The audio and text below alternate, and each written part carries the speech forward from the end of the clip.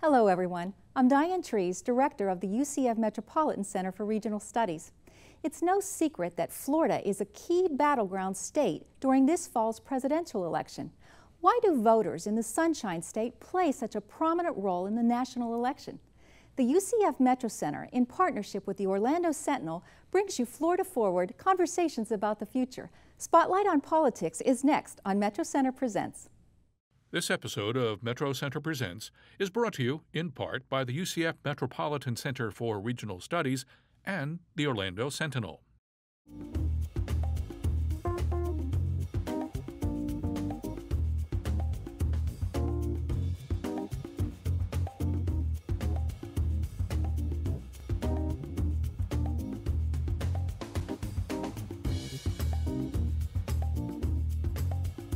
Alex Sink was a member of the Florida Cabinet from 2007 until 2011. She served as the state's chief financial officer.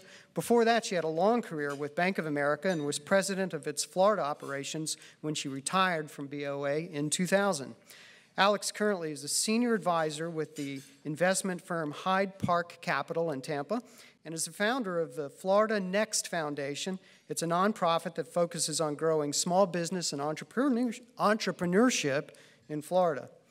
Alex was the Democratic Party's nominee for governor in 2010, and here's an interesting fact. Her husband is Bill McBride, who was the party's nominee for governor in 2002. Alex Sink, some opening remarks? Thanks, Mike, and thanks to all the sponsors for having us all together here bright and early on a Monday morning.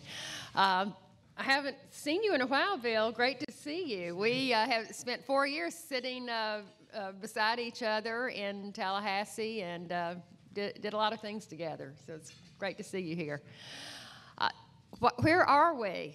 Well, we're less than 60 days out from yet another presidential election, which it appears that once again, Florida is going to be right in the thick of things. I'm sure we'll hear Susan McManus give us a little bit of a flavor of what's going on politically and the importance of Florida. But my perspective is that people are really engaged in this election, in this campaign. From the Democratic side of the picture, people are very, very energized. And I heard someone say yesterday, and I believe this, when you look at the recent polls that came out, we're beginning to see some separation in some of the other so-called swing states, except for Florida, still very neck and neck. But I think the operative number that I saw yesterday was only 4% of the voters are undecided. People have really made up their minds. So the fight is going to be, who are those 4%? These campaigns are very sophisticated in being able to identify those independent-minded swing voters. We know that a lot of them are right here in the I-4 corridor. I know a little bit more about the president's ground game, and the Obama campaign is incredibly energized and organized in terms of the field operation, getting out the vote. Last night I heard Senator Bill Nelson mention, though, that there is and remains a great deal of concern about some of the voter suppression efforts and whether or not there will be people at the end of the day who get discouraged about their ability to go and cast their vote. So lots of things to think about. I do want to finish up by saying that while there's a lot of attention on the presidential race and somewhat less maybe on the U.S. Senate race, we have many, many important down-ballot races going on. A lot of congressional races that you all know about here in Central Florida, but also very important legislative races. We've seen very conservative and sometimes extreme policies coming out of Tallahassee, and in my opinion, we need more moderation and more people in Tallahassee who will speak up on behalf of the everyday Florida citizen and give us a better voice. That'll be it for now. Okay, thanks. Anybody out there among the 4% undecided? Anyone? Raise your hands. I doubt if there's anybody. I see one hand up. That's okay. About right. Well, there's one. Bill McCollum has a lengthy political resume. He was a member of the U.S. House of Representatives for 20 years and was elected as the state's Attorney General in 2006.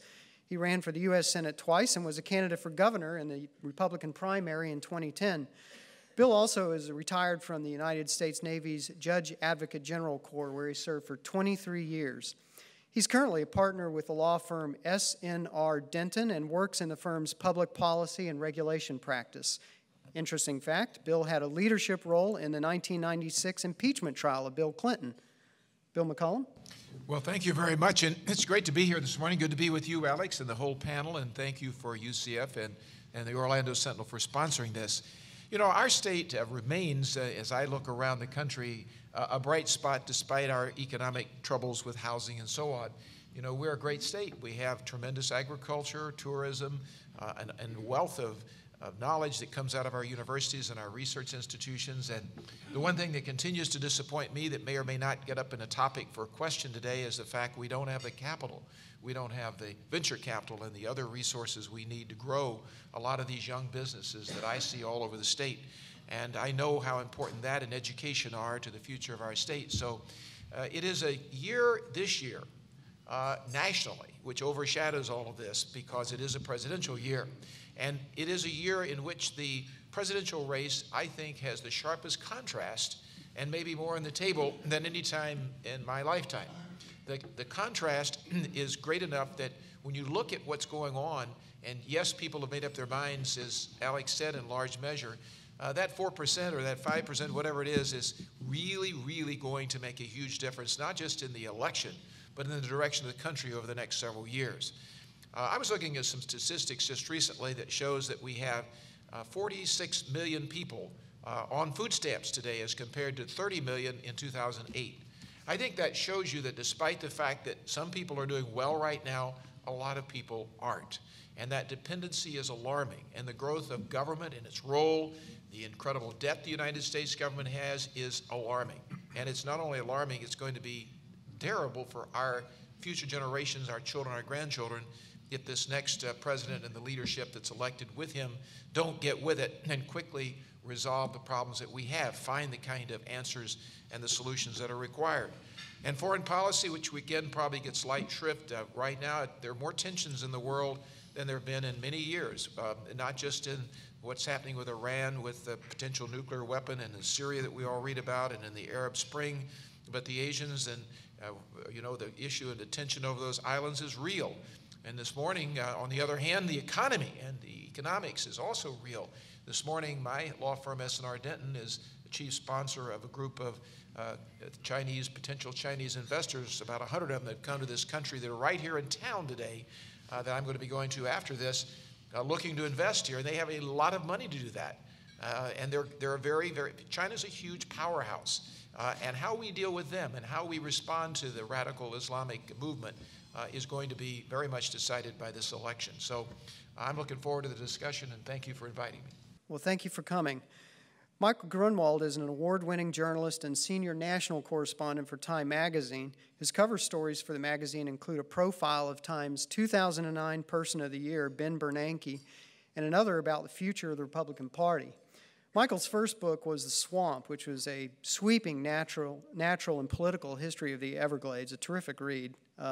His newest book is The New Deal, an inside look at President Obama's $800 billion effort to stimulate and ultimately reshape the nation's economy. Interesting fact, Michael's wife, Christina, is originally from Orlando, and her mother is a successful home builder here. And Michael, you're up. Well, thanks. Yeah, and in fact, you probably all know Carmen Dominguez, my mother-in-law, and her partner Jim Cooper's here today, another successful real estate guy in your part of the world. I try not to opine too much about Florida politics because I live in the public policy paradise of South Beach, and I have spent the last year sitting in my underwear in my office, writing this book. I haven't really been, mixing with the voters. So, in some ways, your guess is as good as mine. There are a couple themes in my book that I think are relevant to what's happening now. The subtitle of the book is The Hidden Story of Change in the Obama Era. I focus on the stimulus, which I describe as sort of the purest distillation of what Obama meant by change. it's become this massive joke where the percentage of Americans who believe it created jobs is lower than the percentage of Americans who believe Elvis is alive. But it did, I sort of describe how independent economists just about all agree that it helped prevent a depression. But beyond that, it also it really launched a clean energy revolution, really began our transition to a low-carbon economy. It was sort of a down payment on healthcare reform. It included the most aggressive education reforms in decades with Race to the Top, which even Jeb Bush has been very excited about. It had the largest infrastructure investment since Eisenhower, the largest research investments ever, the largest middle-class tax cuts since Reagan. So this really was the sort of beginning of a kind of reshaping, the change we can believe in that Obama talked about, whether you like it or not. And I do think that, for all the talk about, there's been stalemate the last few years, and politically that's been true, and that kind of change that he talked about coming from the outside certainly has not happened. There has been a lot of policy, substantive change that dorks like me have been are really interested in. I'm really interested also in the extent to which it gets discussed on the campaign trail. He is starting to talk a little bit about the auto rescue, about Obamacare, which now he smiles and says Obama cares, things that used to be toxic. He still, of course, does not talk about the stimulus, which is still completely toxic. We don't mention the S word in public.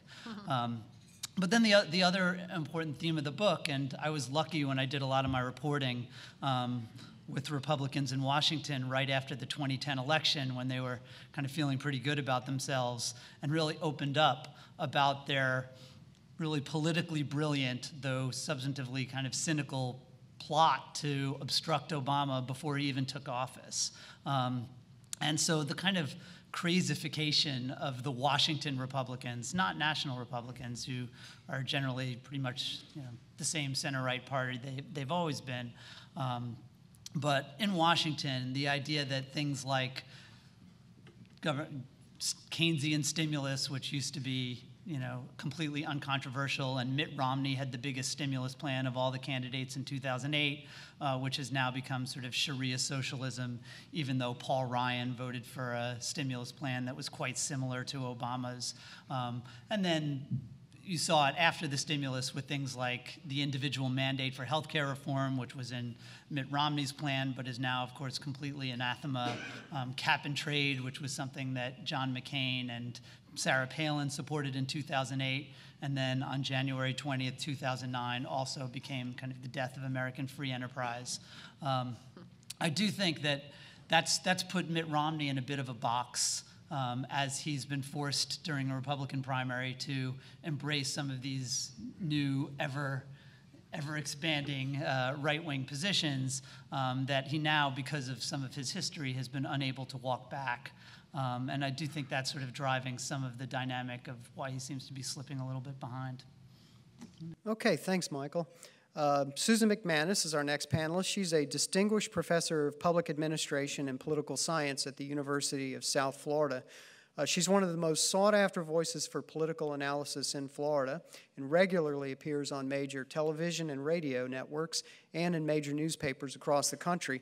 She's a prolific author of books and journal articles and a frequent speaker at events just like this one. I counted 37 such appearances in 2011 alone, so that's a busy schedule. Interesting I've already fact. broken it this time, so. What do you do in your spare time? Interesting fact, she is not registered with any political party, and we're going to talk about that a little bit later on, too. So, Susan McManus, some comments? Thank you so much. Many of you don't realize, but I actually got my start in Orlando. 21 years old, right out of the University of Michigan. My first teaching job was at Valencia, so I owe a lot to Orlando. And little did I know when I was driving that I-4 corridor every weekend going back to Tampa that would become the most important highway in all of the United States of America. But it is, politically. It is the highway to political heaven, as we say, literally. 43% of all of Florida's registered voters live in the Tampa and Orlando media markets, and it's nearly evenly divided between Republicans and Democrats. And about 1/4 of the voters on the I-4 corridor don't describe themselves as either a Democrat or Republican. This is where the battleground is without question. And when I show people the size of these two media markets and compare them with Miami plus Palm Beach, that only adds up to around 31% of the registered voters, and we have 43% here. So that explains all these presidential candidate visits. I'm sure that if you missed the one that came last week, you'll get another one this week. It is literally going to be what we're seeing in Florida now is everyone knows it's a turnout game with so few people undecided. And when you have 25% of your electorate that could go either way, and the flex right now, frankly, is in the independent vote. They tend to be young, under age 50. I think 53% of all the NPAs are under 50 and tend to be male, a little bit more than female. But a couple other things, and I'll just pass on, and we'll get to it a bit later. This is the election where the word big is really the problem. And when you put big in front of the things I'm going to mention, this is what's distressing to a lot of people who are really genuinely trying to follow the election, but it's just too big, and they're really against big. So if I put the word big in front of government, big government, people don't like Washington. There's a huge disconnect, specifically with Congress. If I put big in front of corporations, that's the problem, and of course you see the candidates are particularly Romney, grappling with people being very angry at banks and thinking that the bailout was benefiting those who caused it. That's an attitude we see in polls. And if I put big in front of media, you may have seen the poll that came out last week showing over 60% of Americans don't believe that the media is telling the truth about much. And then if I put big in front of money, super PACs has become a verb. Super PACing somebody means you wash them in money either for or against, but it's given people the idea that our government's for sale. And that's a very different kind of thing. And then you superimpose that with the stress that the individual home is having. Price of groceries. This is simple things that we look at as analysts. Price of groceries, 80-some% acknowledge it's gone up. Gas fluctuates, people stressed by it. People facing losing their homes, their jobs, having trouble paying their kids' college tuition, and you can understand the disconnect between big anything, which seems like it's unable to adjust and help people in need. And I think that's where we're at, is precisely why both candidates are honing in on what they call the middle-class voter. Thank you very much. Okay, thank you, Susan. Lou Frey was a five-term Republican member of the U.S. House from 1969 until 79, and he's been a candidate for both governor and U.S. Senate. Lou also is a Navy veteran, and while he might have left office years ago, he never left politics. He's been active in an association for former members of Congress. He founded the Lou Frey Institute of Politics and Government at the University of Central Florida, and he's a familiar face and voice for political analysis in Central Florida. He's a regular on News 13's Political Connection show, and many of us regularly hear Lou on WMFE with his radio sparring partner, Dick Batchelor. Lou's an attorney with Lowndes, Drostick, Doster, Cantor, and Reed. An interesting fact about Lou, he was instrumental in persuading Richard Nixon to turn over McCoy Air Force Base to Orlando for the princely sum of $1. Swear to God, it's true. Good deal. That base was what's now Orlando International Airport. Lou? I had a chance over the weekend to go back and look at some papers. I've been trying to straighten them out, and I was trying to find something, some good news I could bring to the people out here who were for Romney. And I found some good news back in history when Carter was president, and Reagan was running against him. And in the polls in September, Carter's ahead 44-40. And in late October, Carter was ahead 47-39. And within a couple weeks, I don't know what happened. I was there, but I can't tell you what happened. It just changed all of a sudden, and Reagan won by 9 points. I did put a couple calls in to some people to see if they could tell me, and I did find one philosopher who was willing to go online, a gentleman named Yogi Berra. And he said he was playing for the Mets and their 9.5 games back. And Yogi, they asked him about it, and that's sort of the way I feel about this election. It ain't over till it's over. And I seriously believe that that's this election. I think there are a lot more than 4% of the people who are subject to changing their vote. I think that we, in some ways, have only 4.5 hours left of the campaign from here through, because that's the 3 presidential debates. First one starts on the 3rd and is on domestic issues. Romney has to hit it really well. Obama can puddle along and probably survive. I'm not so sure that the incidents and continuing incidents overseas are going to have an impact. If it was 2 or 3 months out, I say they wouldn't, but it's close enough that that could be an issue. I'm not sure what people are looking for, but they certainly are not rushing with a great deal of enthusiasm in either party to vote. What was going on in 2008 is not going on these days. The young people, the millennial generation, 45 million voters compared to 40 million voters for the older folks. They're still there, but they aren't rushing out. So you're going to get the same percentage of vote, but not that many people are going to vote. So it's really an interesting race going on. There's one last thing I want to say. Florida is 46th in political literacy. 40% of the people in the state can't name the 3 branches of government. 42% can't name separation of powers. 73% of our 4th graders in a multiple choice test can't pick the Constitution out as our leading legal document. Thanks to Senator Graham and that, we passed legislation where now, if in 7th grade you want to go to 8th grade, you got to pass a year of civics. And also, teaching reading and writing, we do it in Florida, beginning in 1st grade through 12th. This is our future. Somebody's going to win this race and life will go on, but the future's our young people. And if we have young people who don't even know what the rules are, all this is a waste. You know? And so please, if you need more information about it and what we're doing, just get a hold of us. Okay, Central Florida's George Will using baseball to explain politics. Thanks, Lou. I am in the Congressional Baseball Hall of Fame, but go on. That's true. Okay. Well, let's turn to our political scientist, Susan McManus, and start with sort of the 30,000-foot view of Florida politics. You look at election maps, and California and New York are solidly blue, while Texas and the rest of the South are solidly red. Why is Florida a battleground state in presidential elections? Why isn't it? Why is every 4 years Florida sort of the cliffhanger state? Can you explain the basics of why we aren't either blue or red?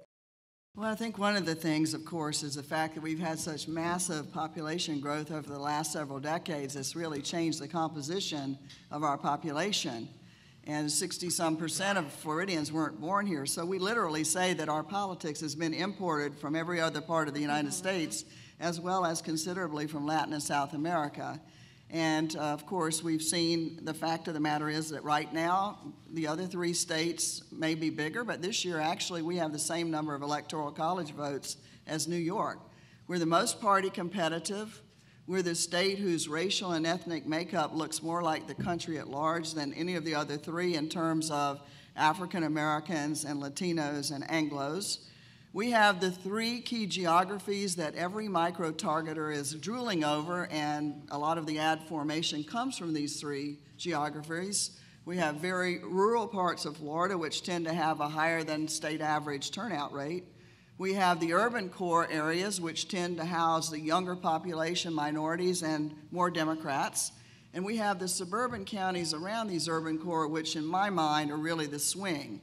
And so we have the proportions of those 3 kinds of geographies that the nation does much more closely than any of the other 3 states that are all one party. And we also have, bigger is better. We have a number of deep pocket contributors on both sides of the aisle. They say if you want to raise millions, you're a Republican, head to Naples, and if you're a Democrat, head to South Florida, Southeast Florida. The truth of the matter is that we have deep pockets. But there's another, I think, really, really interesting part of it, and that is the fact that Florida has 10 media markets, whereas some states just have a few. We have nonstop political coverage here.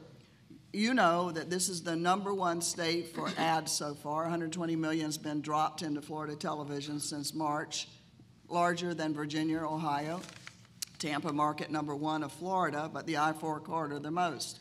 So you put it all together, and the fact of the matter is you've got 1/4 of our electorate that's neither Democrat nor Republican, and it's simply an up-for-grabs state, but nothing gets people's attention more on the national stage than big. And we have 29 up-for-grabs electoral college votes, 2 more than we had in '08. Well, Bill McCollum, why has Florida, which seems shy about electing Democrats to statewide offices or even to legislative offices, why haven't they been able to secure a Republican advantage in presidential elections, do you think? Well, I think Susan's hit on it with demographics, and also in presidential years, voter turnout's different. The base turns out for each party. There's an enormous effort to do that, and our state office elections, albeit the legislative ones occur every 2 years. Your statewide offices are every 4 years and then the off years. So I think there is a very big difference. Plus there is the reapportionment issue. The legislature for the last few years has been in control of the Republicans, and you've seen somewhat a change because of the decision to gerrymander certain districts certain ways. That changed the complexion of our state maybe a little differently than it would be otherwise if it were you were just going to vote Republican or vote Democrat statewide. And in a national election, Mike, you got a tremendous amount of focus on these big issues that grab attention. And people do tend to go out and make those decisions that affect their pocketbooks directly a whole lot more in the presidential year. Well, let's talk for a minute about some of the issues that are important to Florida voters in 2012. Michael Grunwald, you wrote an entire book about one of those, an issue that continues to surface, though not very much. In the New Deal, you dissect the origin and the nature of the $800 billion stimulus plan, rounding up a little or rounding down, I'm not sure. But the subtitle refers to the hidden story of change. And if the stimulus effort has been successful, why is it hidden? Why isn't the Obama campaign trumpeting this as a success? Well, a few reasons.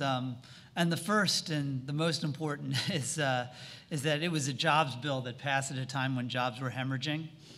So it was going to be a tough sell no matter what.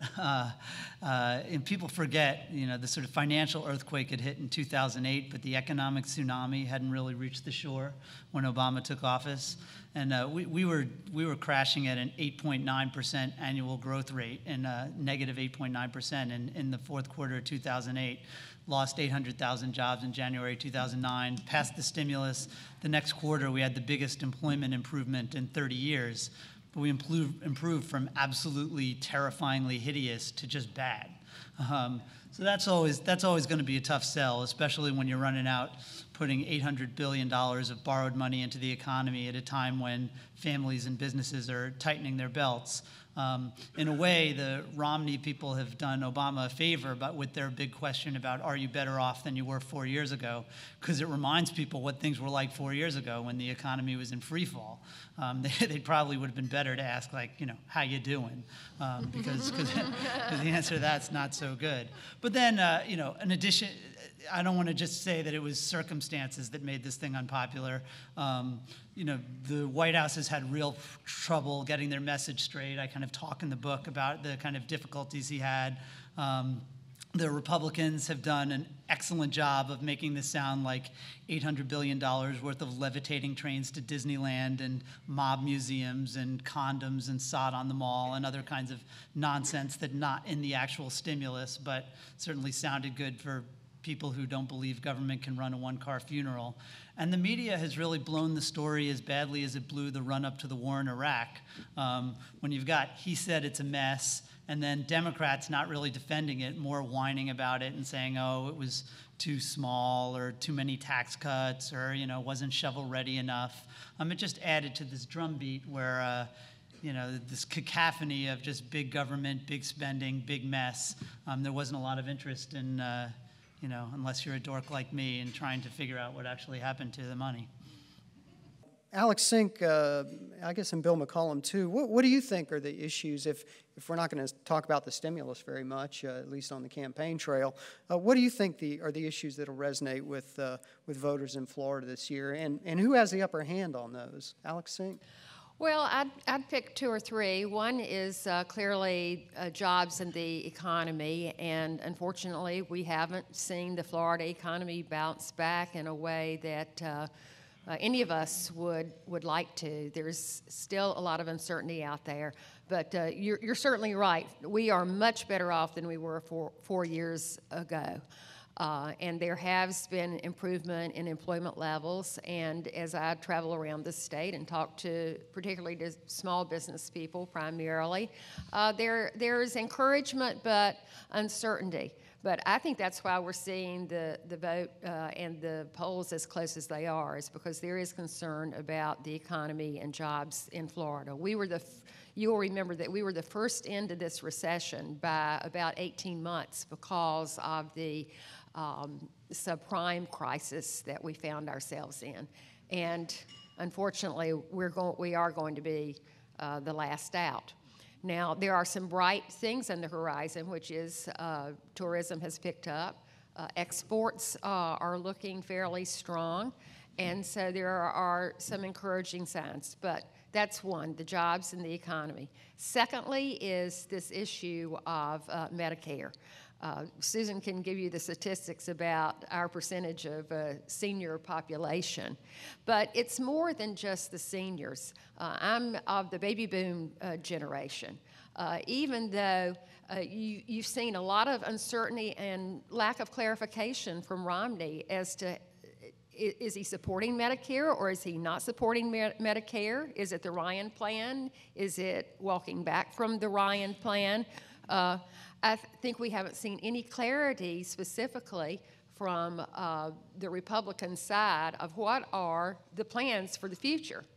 They can't just run on, well, things are bad now, so elect us, without giving the voters some vision for what their specific plans are. And it's very late in the stage to begin dreaming up what they are.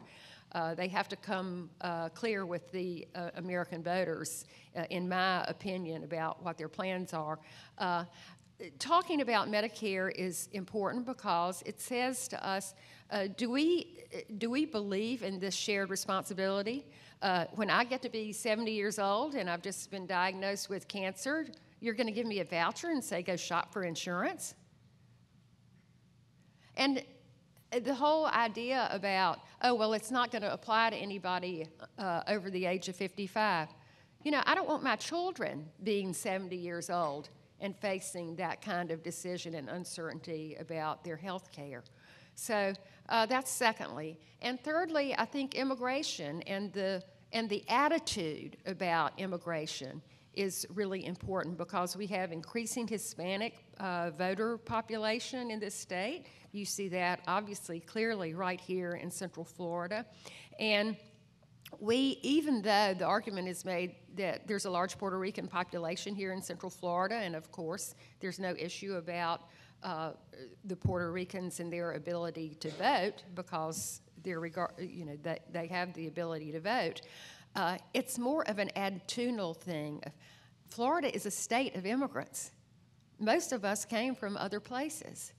And in order to grow our economy and be strong, we have to be able to say that we welcome people from all over the world to come here and to be successes, and not to have a policy that says, if you're a kid whose parents brought you here at a young age and all you've known is life in America and you're not legal, we're going to send you back to some country that you've never lived in and you don't relate to.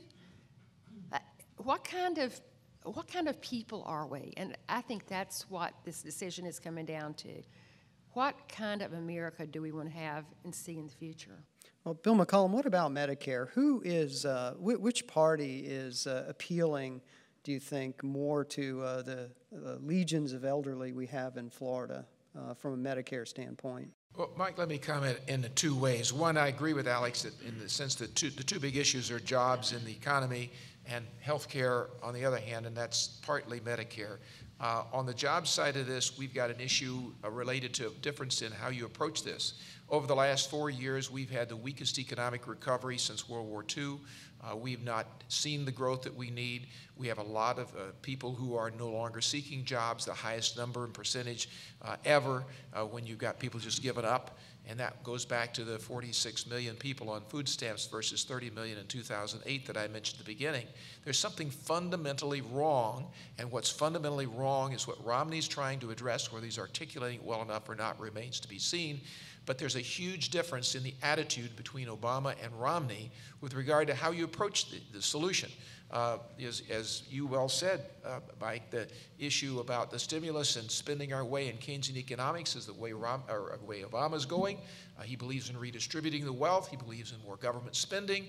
Romney and we Republican conservatives believe the way to get there is to remove the burdens on small business, to grow jobs. That's always been the case, and we're not growing jobs right now. And the problem is we're not going to unless we remove the regulatory burden, not talked about a lot, but an enormous increase in the federal government regulatory burden on small businesses during this administration, huge increase that costs. People can't create jobs if they're spending all their time trying to figure out and spending on regulation, and they don't have vision. They're concerned, business is, with spending right now because they don't know what to expect, and they're worried that it's going to be worse, not better, coming up. And then the tax cliff that's overhanging us right now. The idea that this administration is supporting the increase in taxes by going back and repealing, which happens at the beginning of the year if nothing changes, the Bush tax cuts, when we ought to be reducing the tax burden, reducing the regulatory burden, and growing jobs, the same type of thing that happened when I was elected to Congress in 1980. On health care, it isn't just Medicare. It's a question of Obamacare. It's a question of the issue of the fact that if you really look at this, people are upset with the whole idea, not just the individual mandate, but the whole idea of this great big federal takeover of your health care delivery system, adding on to Medicare that doesn't work well. It's only going to get worse if we keep increasing this. And while, yeah, we want to have security for our senior citizens, nobody's going to do it with Medicare. I think that's clear to any voter. But the reality is we can't keep the path we're on. We can't afford it. And the question is going to be, are we going to go the direction that this administration is for these independent advisory boards under Obamacare that will ultimately ration care? Are we going to keep going in the direction of consolidating more doctor practices with hospitals, which is actually more expensive? Are we going to go in the direction that causes doctors? We have too few doctors today. We're going to have many fewer doctors in the future for the size population we have, and yet we're going to require them to spend and have more patients, and they're going to spend far less time with the patients. So you're going to see a decline, if we continue on this track, in the quality, affordability, and accessibility of health care in this nation. That's what needs to be articulated. Is there a Republican alternative, a replacement plan? Yeah, I've proposed one. I've worked on one. I sent it to the Romney team, and I'm still hoping that he will embrace it before it's over with. That preserves pre-existing condition protection, but it uses a refundable tax credit and gets the federal government out of this enormously growing role that they shouldn't be having. Lets the states play the function that Alex and I used to do more of, and the governor should be doing in our legislature, and more individuals and doctor and patient relationships exist. Those are the kind of things that we need to be debating in health care. And Medicare is only a portion of that issue. It makes great political fodder because you got Paul Ryan up there who's proposed a substantive Medicare change. You don't have this administration willing to support or to have the guts to support the real meaningful change we're going to have, except in the fashion that I've just described in the context of this gigantic Obamacare that isn't going to work. It's going to make things worse, not better. Shortages of everything is what's going to occur if we stay on this same track. Well, let's pause for a second. I see we have some questions from the audience. Diane? This is not addressed to anyone specifically, but at a time when our country needs to come together to find real solutions, how can we have progress when whoever becomes president comes in with almost half the country against them and gridlocks in the ability to make true progress together? Lou, you're closest to the microphone there, so how about you? We just had a symposium on this issue. We had 500 young people out at the Institute to discuss the question, is the Constitution relevant? And basically, that's really the guts of what you're talking about.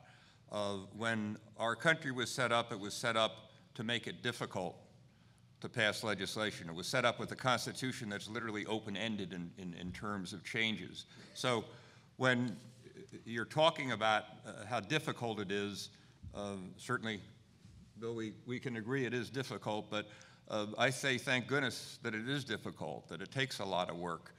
And you know, you go through cycles in it. When I was there and Bill was there, you actually had friends. You remembered you took an oath to the Constitution and not to the political party. And your discussions didn't go down and dirty and put a label on somebody because of the fact they happened to disagree with you. It was a different approach to it. Can we get back to that? Boy, I think most of us hope so. Are there things we could do to make a change? Yeah, like do away with the super PACs. That money is poisoning our system, and so a lot of the things we've set up, we really set up a pathway to failure. And I think we just have to continue to work, because there are really good people up there, both sides of the aisle, who really care about it. If we could have a discussion like we just had, an intelligent one with two different viewpoints, that's what we ought to be shooting for. Answers, but answers with some class and some dignity. Can I pop in Sure, here? please pop in. I'm really upset and angry about this environment of not working together, whether it's in Tallahassee or whether it's primarily in Washington. The other day, I heard a panel discussion over in Tampa with our three congresspeople, Kathy Castor, Democrat, Gus Bilirakis, Republican, Dennis Ross, another Republican, and they're up in a panel like this talking to each other about how they need to work together, how they as individuals work together to benefit issues of concern to the Tampa Bay region, but yet nothing gets done in Washington. Well, at some point in time, we, the voters and leaders in our communities, have to hold our congresspeople accountable for going up there and getting something done. Last night, heard the same message from Senator Nelson and Senator Kay Hagan from North Carolina, talking about the importance of reaching across the aisle. But just this week, you saw that the Senate stayed in session until past midnight on Friday night. They had something that sounded pretty simple to me, like let's release 55,000 green cards to foreign graduate students, STEM graduate students in this country, to permit them to stay in America and create patents and do research and be involved in engineering and inventing and creating. And this Congress couldn't even agree on something as simple as that. And I think the American people, I know that I am very frustrated about this saying we need to work together, but yet when those people go up to Congress, they don't do it. And they blame leadership. So let's just change the leaders up there and see if we can't get better people leading the Congress. Can I jump in too here, Mike? Alex and I worked together on several things when we were in the cabinet. One of them being to try to create an opportunity for our pension fund to use some of the funds for early stage venture capital and investing in Florida, things that haven't all come about the way we'd have preferred, Alex, but they're much better than they would have been. Mm-hmm. And when I was in Congress and Lou was there, we did have times to work together, but there are a couple of things going on right now that make this much more difficult. One of those is the fact that in the Democrat Party, and to a degree in our party and the Republican Party too, Lou, there is more polarization. And that occurred in part because the Southern Democrat, if you will, sort of disappeared for the most part, the Blue Dogs because of changes in the elections and so on. And when I was there with Ronald Reagan, we had 60, 70, 80, 100 sometimes Democrats that would cross the aisle to vote on economic issues with Reagan and the Republicans. We certainly did things together, like with the American Disability Act and any number of other things. Today, you don't have the same dynamic. When you look at the leadership with Harry Reid and Nancy Pelosi, that's a very more liberal, radical left leadership than the Democrats would have had they, for example, in the House chosen Steny Hoyer, who is from Maryland, is the majority leader, but he doesn't have the power. And that comes about because of the change in the composition of the parties in who's elected. And then last but not least, I want to point out that presidency does make a difference. And despite the wonderful speaking abilities and ability to communicate that President Obama has on health care and Obamacare, the signature issue that he has, that he's running here on this campaign beyond the stimulus, Mike, is he failed to go and actually reach across the aisle. He talks about it, but he didn't do it. Does that mean that we had to pass this bill and every Republican would have been in lockstep and voted for it? No. but to have snubbed them the way he did was not right. And he had a supermajority in both the Senate and the House at the time of Democrats in control those first 2 years, so we tend to forget. We still didn't get the job done. And I think that the fact that he carried himself the way he did those first 2 years relative to the Republican then minority has come back and hurt this 2 years. So we need presidential leadership that recognizes you need to work with both parties, even if you aren't going to win them over on everything, and you need a way to find that kind of discussion that we don't have right now. Well, I have to take up for my side and say that I can't say that Speaker Boehner and Leader McConnell are very good about reaching across the aisle either. I think Michael Grunwald addressed this in his book.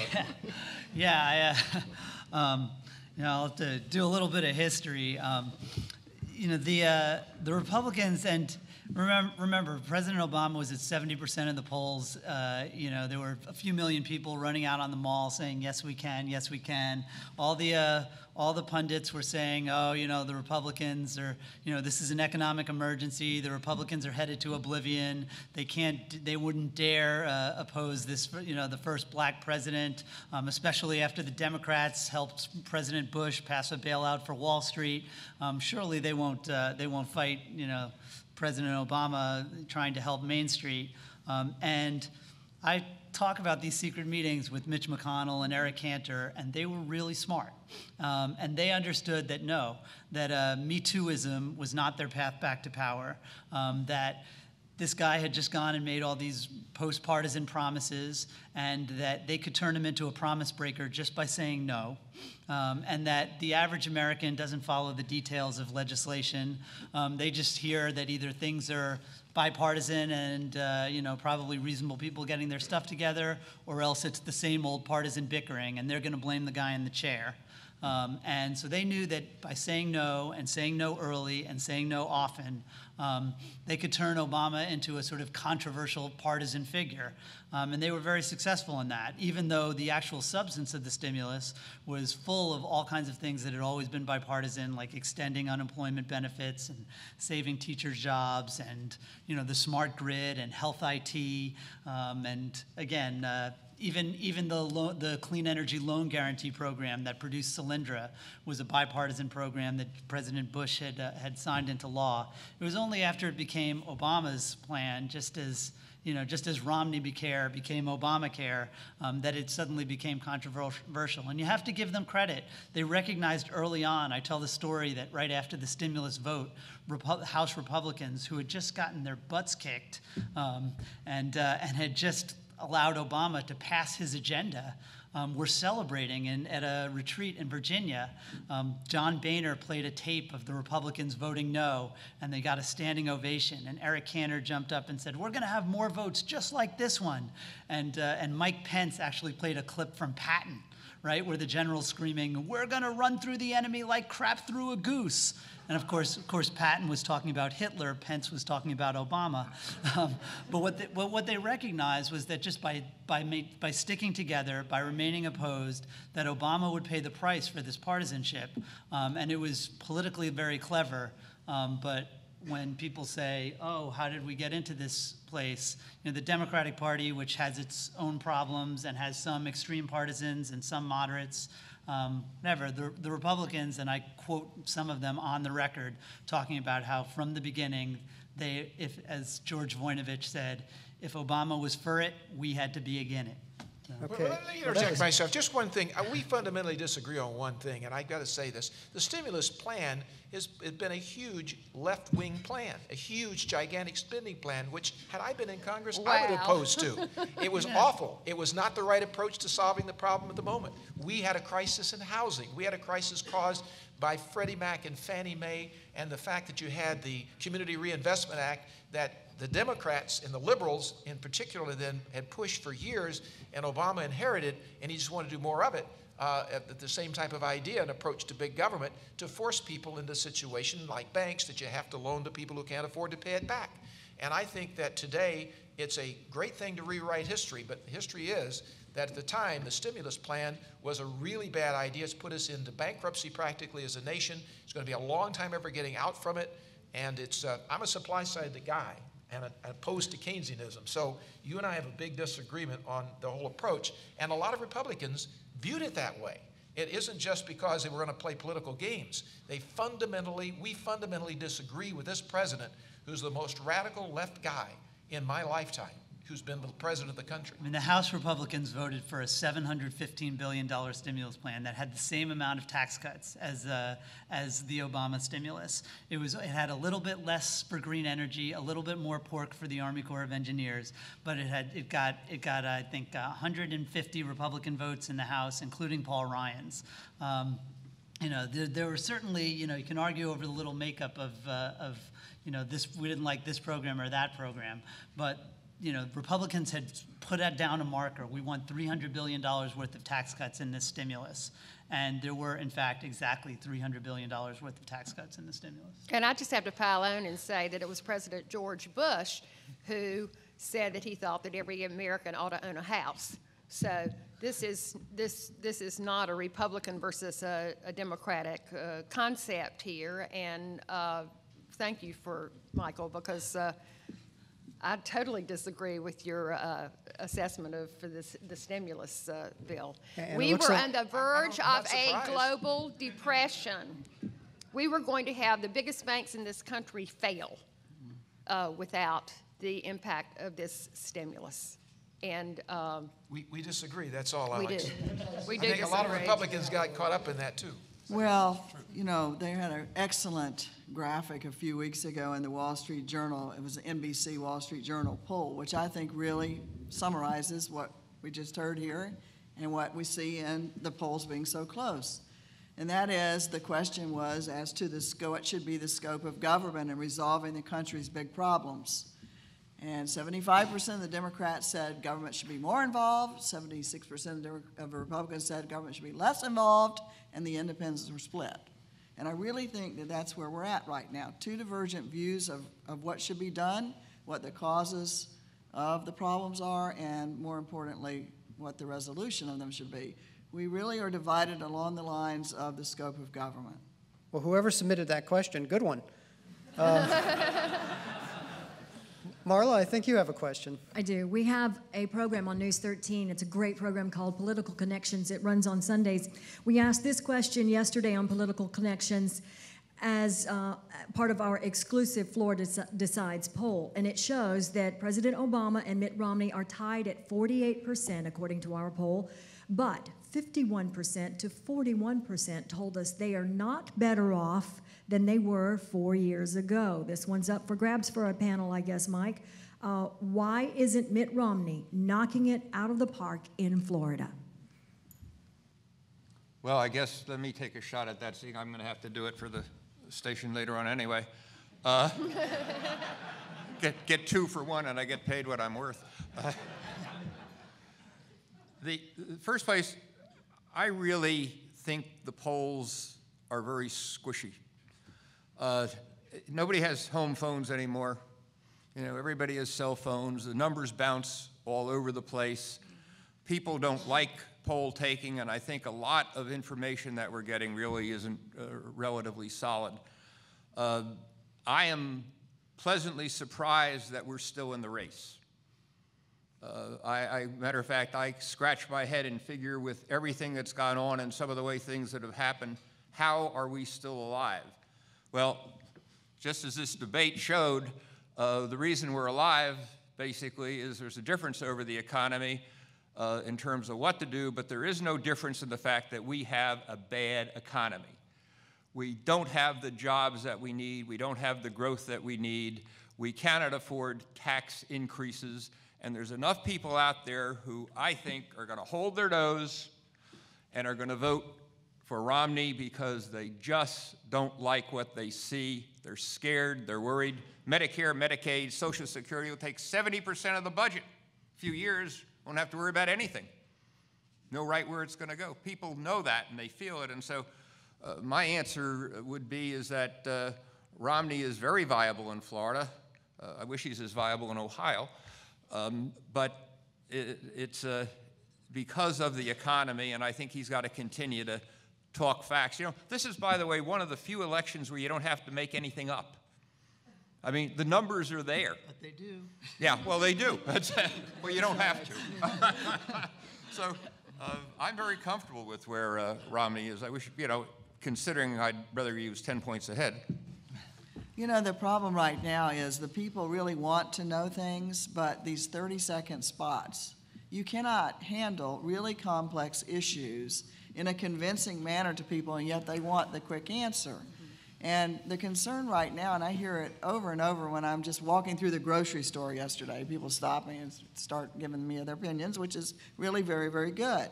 They're very frustrated, but then they see the fact checkers, and every fact checker finds something wrong with everything. Well, of course, you're going to have a 30-second spot. You can't explain Medicare and all these tax policies. It's very, very confusing.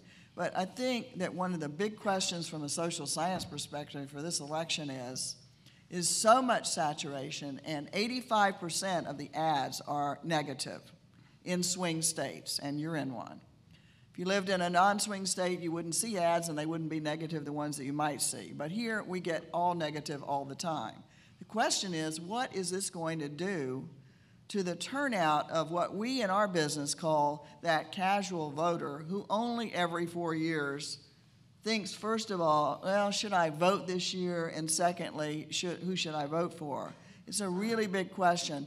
At both party conventions, which I was blessed to cover for the NBC affiliate in Tampa, I was talking with a lot of party delegates from both sides of the aisle, and each one, these are Florida delegates, expressed concern about what is this negativism doing to turnout, because a lot of people just feel frustrated. They don't know who to believe. These issues are very complex, and yet the simple answers aren't there. If I could maybe do a quick, simple answer to the question of why isn't Romney killing it, is that I found a lot, writing about the stimulus, that even though everybody hates the stimulus, people kind of like most of the things that are in the stimulus. They think unemployment benefits ought to be extended, and you ought to, make sure that teachers' jobs get saved, and certainly middle-class tax cuts are popular, and so on. I think the same is kind of true about government writ large. If you ask people if they like government, they say no, and then they hear what, Romney and Ryan have a plan that would change our sacred Medicare. The vast majority of government spending goes to defense, Social Security, Medicare, and in Medicaid for the poor and disabled. And then we have these tax expenditures that are things like the home mortgage interest deduction and the your 401k and your health exclusion that provides more advantages, and people kind of like those things. And the sense that those might be taken away from them is not as popular, which is why Romney's kind of trying to thread this needle of, obviously things need to be reined in so that we can balance the budget with that by trying not to mention what is actually going to be reined in. I think that's why, even though people think the country is not on a good course, because who would think that 8% unemployment is good, and even though people don't like government, it's not as clear well, obviously we want to go back to, the policies of before. Well, Susan McManus, I wanted to ask you a question because you touched on it a moment ago in one of your responses, and that has to do with the shift in party affiliations in Florida specifically between 2008 and today. Registration is down by about 140,000 in the Democratic Party and up by about 70,000 Republican Party. But the big winner is no party affiliation, like yourself, whose ranks have grown by more than 250,000 since 2008. Florida has about 2.4 million people who are no party affiliation, and they'd probably have another 250,000 if people who were registering for the Independent Party of Florida realized that was actually a party. Yes, but I think that was clever. Yes. That's a mistake commonly made. So this seems to me to be one of the underreported but important political stories, maybe around the nation, but certainly in Florida. What accounts for why people are abandoning the two major parties? Well, there's several different reasons, but first, as I mentioned earlier, a lot of it is coming from our new registrants, the young, college students especially. They've heard nothing good about either party most of their lives, negativism, and they don't really see a whole lot of difference. I get this in my classes. And they're also taught to the degree that they have civics classes, and I'm so happy you all have gotten on that because it's one of my pet peeves when I get college students that know the basics.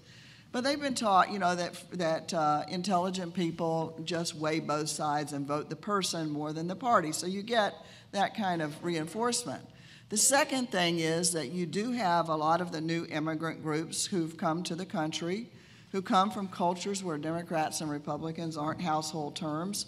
The Puerto Rican vote would be an example over here where a certain portion coming straight from the island is not really clear on what a Democrat or Republican is. They tend to just say, well, I'll be independent. So do Asians. By the way, Asians are the most likely of any race or ethnic group to register as no party, and a lot of that's their culture. They don't come with clear ideas of what the parties stand for. But there's also an emerging group of professionals who choose not to register with either party because it's become, one of those kinds of gotcha moments if you get in the middle of something and people then bring that kind of thing to the forefront. But of all the reasons, the real growth is in the younger electorate, which is why parties have really got to be attentive to working the college campuses, which the Obama campaign has done so far. They need to. That's the key demographic for them to win Florida. But, both parties have a stake in attracting younger people to them. And I've actually seen an uptick in the Republican activism on our campus this fall, a little bit at least.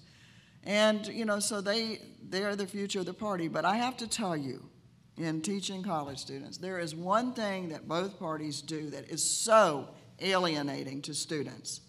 Every form of contact, whether it's Facebook, YouTube, email, etc., the first thing there is give me money. Kids really resent that. They don't have the money. They're very issue inquisitive, believe it or not. They want to know. And yet that's one of the things the parties are doing, putting out these little gimmicks of, go to dinner with here, or, fill up this thermometer by 5 o'clock so we can beat the other side. It's very, very alienating. But I think all those reasons are why, and it's a trend, by the way, that's not just limited to Florida. If you look at Gallup surveys of how people describe themselves politically, I have a great trend line that I show when I give presentations, and by far, among the electorate at large across the country, more people now self-identify, this is not registration, self-identify as an independent than either a Democrat or Republican. Susan, I was one of the co-sponsors of the 18-year-old vote for a simple reason. I didn't think you should be liable to be shot and not vote. It seemed to me a pretty easy reason to pass it, and we did pass it. And the controversy is that the people in the age group wouldn't vote, they wouldn't register, they wouldn't be involved, and they'd have the worst voting record, which is true. They have had the worst voting record, and trying to get them involved is a real challenge, but at least they have the opportunity to do it and the opportunity to be involved. And I'm hopeful that the next generation does a better job than we've done of at least knowing the rules. And by the way, in Florida, just to finish, we have 65,000 elementary school teachers in Florida. Basically, 3 or 4 had ever had a college course in civics, so we've had to train the teachers. We have about 8,000 trained, but it's a really basic issue, I think, to continue this. We'll have 1 million kids through this program in 5 years, and hopefully at least they'll know the rules. Well, let me get in with another question, but I wanted to ask everybody if you could stay fairly brief because time is just slipping away from us pretty quickly. But I wanted to ask, because Susan, you brought it up about the money question. I remember back in 2008, everyone got really excited because the candidates between each other had raised more than $1 billion. Well, they're already past that mark easily in this race. So, Michael Grunwald, I wonder if you can talk about what effect money is having on political races, and Lou Frye's making his exit. No, just one quick thing. I feel that there's a case years ago that said the First Amendment wasn't absolute, and the dissent in it was you can't yell fire in a movie theater. I think the First Amendment has to be changed, either through the Constitution or some way. We just have to do away with these PACs pouring money in it. We tried to do it years ago. We limited the time and the money involved. The Supreme Court in U.S. versus Vallejo said it was unconstitutional. and that stopped about every decent bill we've had since. And I just think if nothing comes out of this whole mess, this election, that I'd like to see something done to limit the spending and the time you can campaign. Okay. Lou, thanks very much for coming today. Thank you. Michael, on a national level, what is money doing to the election this year? I think it has an effect on the margins of making people hate politics. It probably has an effect on the margins of making people hate television. But is it really going to sway the presidential election? I think these guys are going to have enough money to get their message out. By election day, people are going to basically know about Romney and Obama and have enough information to make a choice.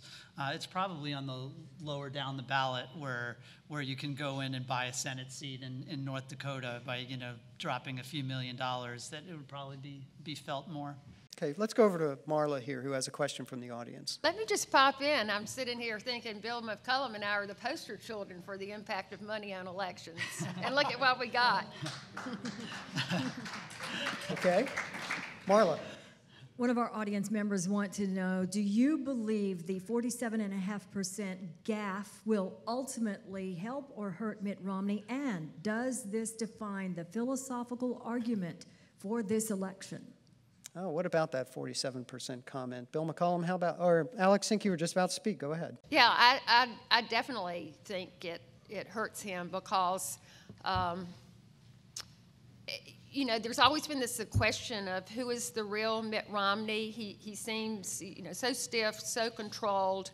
And in looking at that video clip, which we've seen over and over and over again, my feeling is, wow, that's the real Mitt Romney speaking. That's what he really thinks. Some people said, well, he was just pandering to an audience in which every seat was paid for by a $50,000 contribution. But I really disagree with that.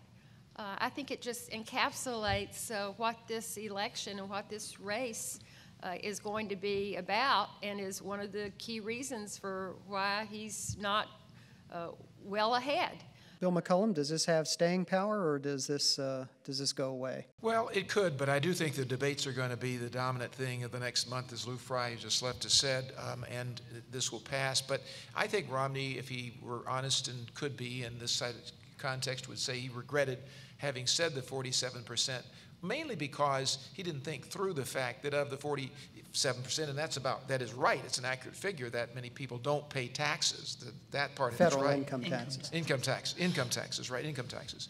That of those people, a great many of them are senior citizens, they're on Social Security, they've earned, what he was really trying to get at, I think, and I'm not an apologist for him, I just think it's reality, because that's the way his mind works, being from Wall Street, et cetera. He's worried about that 46 million people who are on food stamps versus the 30 million who were in 2008, the greater growth of dependency. And I think that's a valid point, but he lost the ability by that comment to the way he phrased it to get that point across. The other thing that's interesting in that tape, which has never been brought out much, is the fact that he went on at some point to criticize Bernanke and quantitative easing and the tremendous problem this is going to create in inflation down the road for us.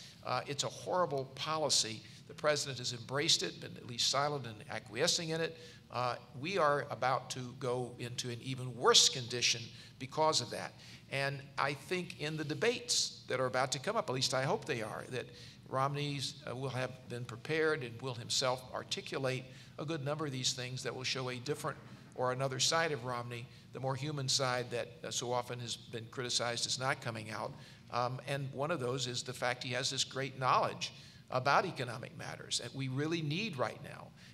And hopefully he won't mess it up with some obscure comment. But the truth is, when you're in the debate and you're before the whole country as opposed to somebody able to take a little clip and show it over and over and over again like a TV ad, Susan does provide what you talked about earlier, and the only thing in the campaign that will in the 9 battleground states where all these ads are running, it will provide an opportunity for people to see the candidates in depth and get to judge for themselves what quality president they might be, what quality leader they might be. Okay, Diane, let's get another audience question. One quick more audience question. Valencia College economic professor Jack Chambliss surveyed his students.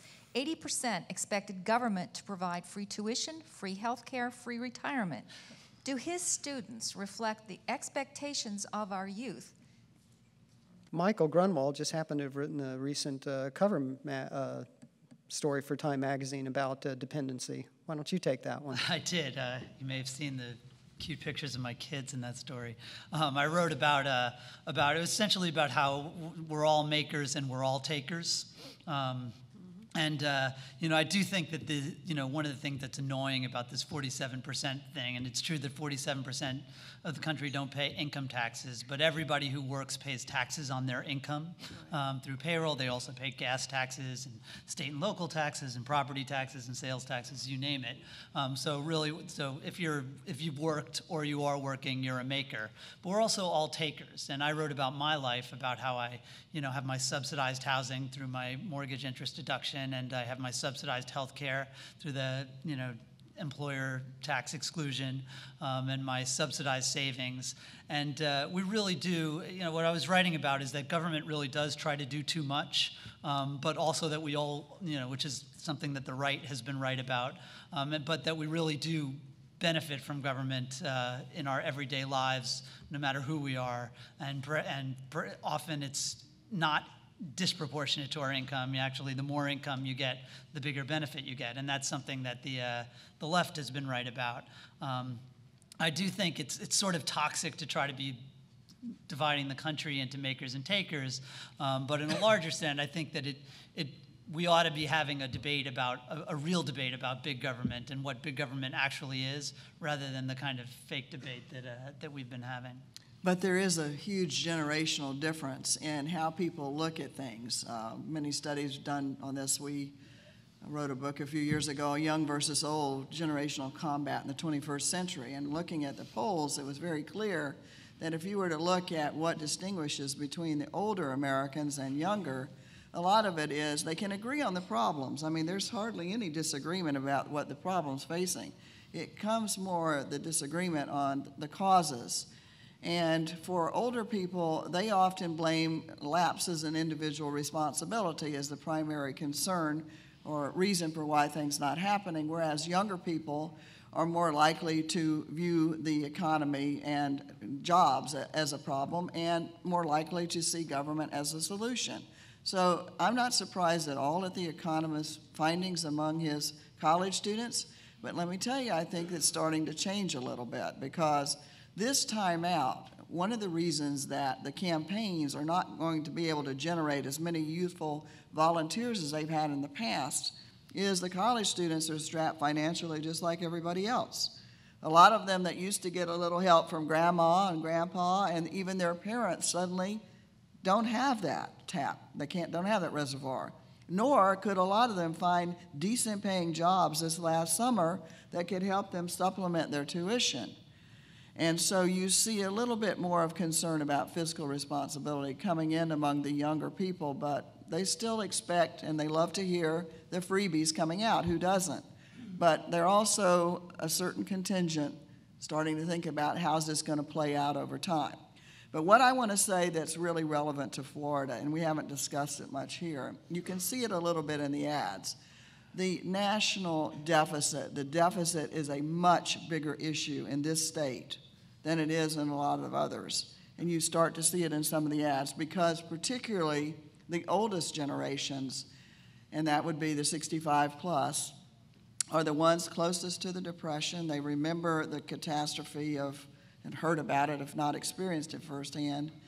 The thing that really shocked that generation and has made our older generations here move a little bit more Republican this election season was in 2010 when the Depression, or the Great Recession hit, and they suddenly got that phone call from their adult child that they thought they had well settled in for their lives. They put them through college, their child had a job and whatever, but suddenly their adult children called and said, look, I'm going to lose my home. I can't make my mortgage payment. I just lost my job. It was very much a shock to the psyche, particularly of older in Florida. Our retirees tend to be, as we always say, younger, healthier, wealthier, and better educated than retirees in some other places.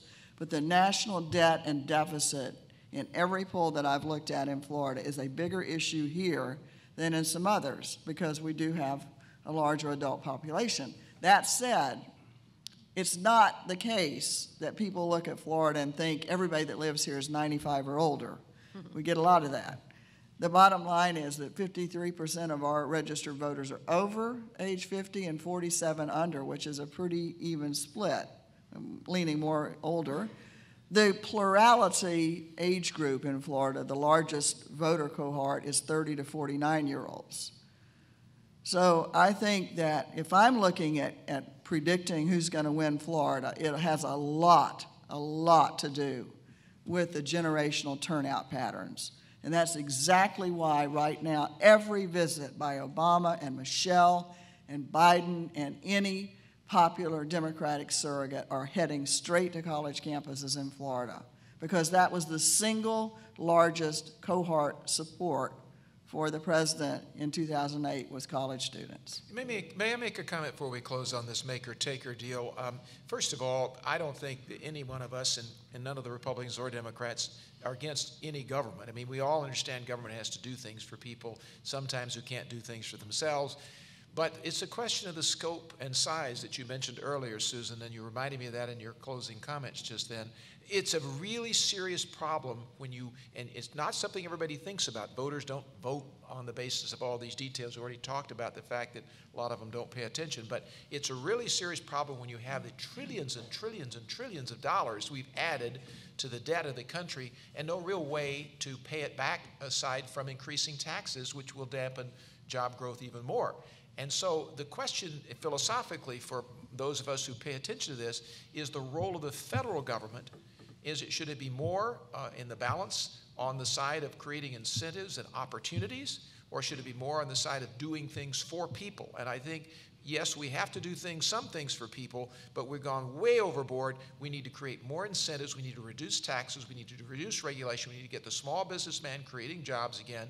We need to get this economy going and growing revenue and letting the states have more authority and power than they do today. And I think that's the philosophical difference. So we didn't even talk about foreign policy today, but I think that's the really crux of this campaign, of whether it's articulated well, whether voters make their decision on that basis, isn't completely clear. But again, I think the debates will make a big difference in that. The clock is truly my enemy today. I wish we had more time to talk about this, although I can't resist asking, since we have Alex Sink right here, asking her about a poll that I just saw the other day that had a Mason-Dixon poll that had you in a hypothetical matchup with Governor Rick Scott, and you polled at 47% and he at 39%. That's a good poll. Are you going to run again? Oh, well, we're 26 months out from the next governor's election, and I'd say if we looked at 26 months out before the last governor's election, we all would have said Charlie Crist is running for re-election, and so are Bill McCollum and Alex Sink, and there's a lot to think about. I've left the door open. Okay. Well, that's all the time we have. I want to thank this terrific panel. I wish we had more time. They were really good. You've been watching Metro Center Presents, featuring a conversation about Florida's key role in this November's presidential election. WUCF is your home for local and national political coverage this fall, and you can catch more coverage each week on Metro Center Election 2012. Thank you for tuning in. Until next time, I'm Diane Trees.